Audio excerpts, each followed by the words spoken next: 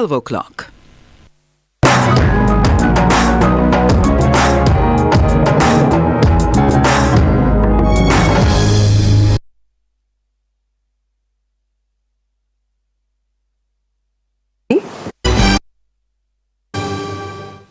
Good afternoon, I'm Milton Walker with the Midday News Special. Welcome if you're watching on onespotmedia.com. A reminder as well that you can download the One Spot Media app in the Google Play Store or the App Store. That's the number 1 followed by the words Spot and Media.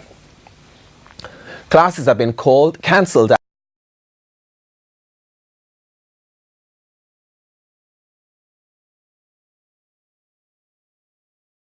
at the St. Andrew Preparatory School on Cecilia Avenue in St. Andrew following a shooting on the school compound this morning.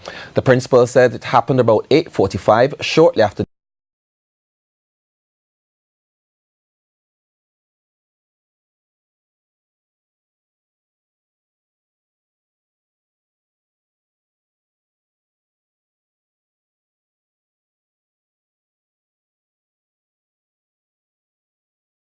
but the principal says no one was physically harmed. We started exams yesterday. There were no exams today because no child would have been in a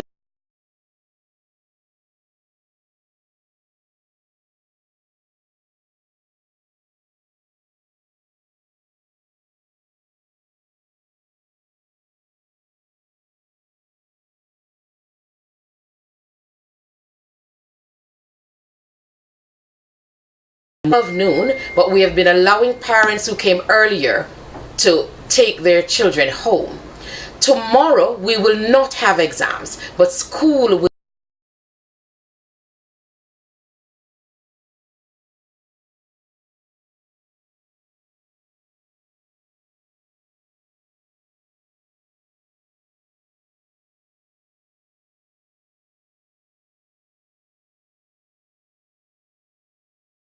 for any kind of resolution of any dispute. Our children must be the first thought because we're here to protect.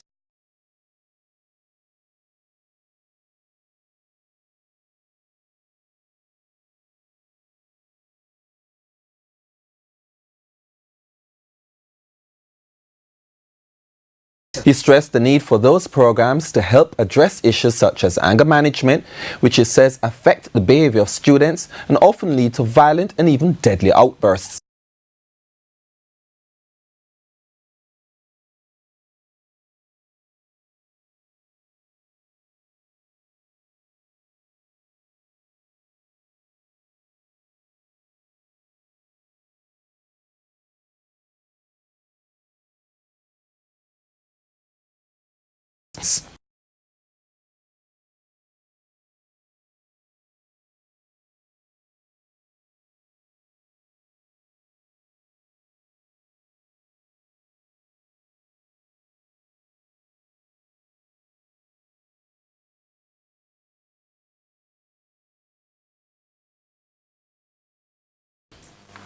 I usually idle a lot, like I didn't want to go to classes. I usually school and go into the bathroom. Mr. Brooks and Mr. Alser. Troublemaker, they need your help, and most of all, they need your prayers. Monique has since received a scholarship and cash award under the project Face Conflicts and Improve Parent-Child Communication. 2 men are dead after what the police say was a shootout along the Salt Spring Main Road in Green Island, Hanover last night. The police say about 8:30 last night, a team was doing spot checks along the main road when 4 men on motorcycles fired at the cops. The police say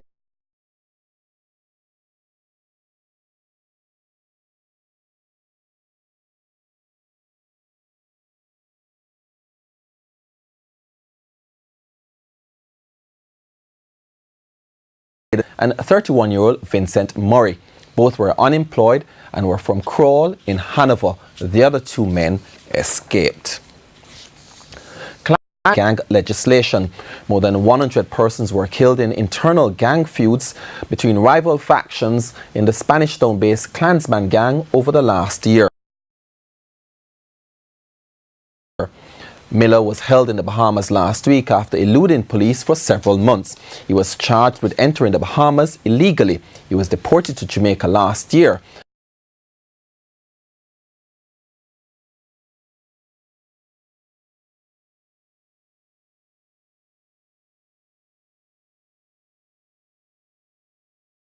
After serving time in a U.S. prison for illegal entry into that country.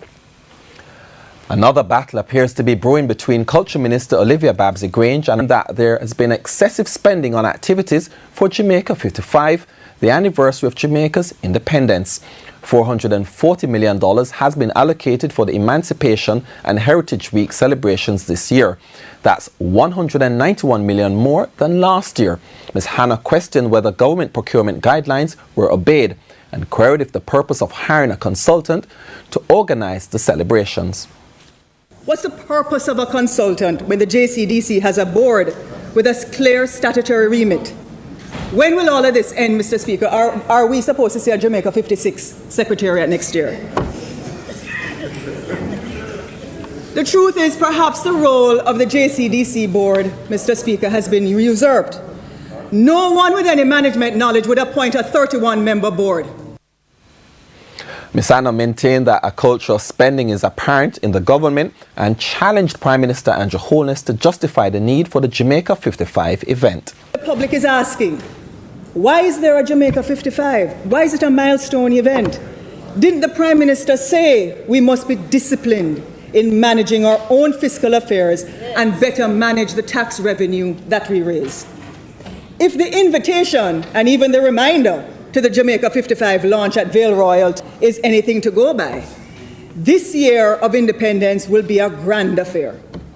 May I propose to the Prime Minister that he begin with Jamaica 55 in exercising the newly conversion to fiscal discipline.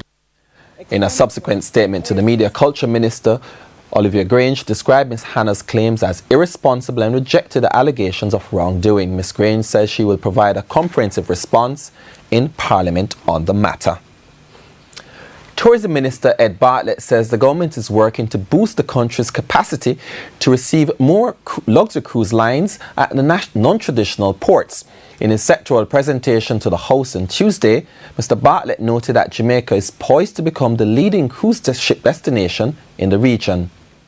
Cuba is preparing a number of ports to become ports of call. And Jamaica, because of where we sit in the Caribbean, will benefit from not just calls to Ocho Rios now, not just calls to Montego Bay, the traditional, but calls to Port Antonio, calls to Kingston, and we can establish new ports in Aracabessa, in Black River, as well as in Lucy.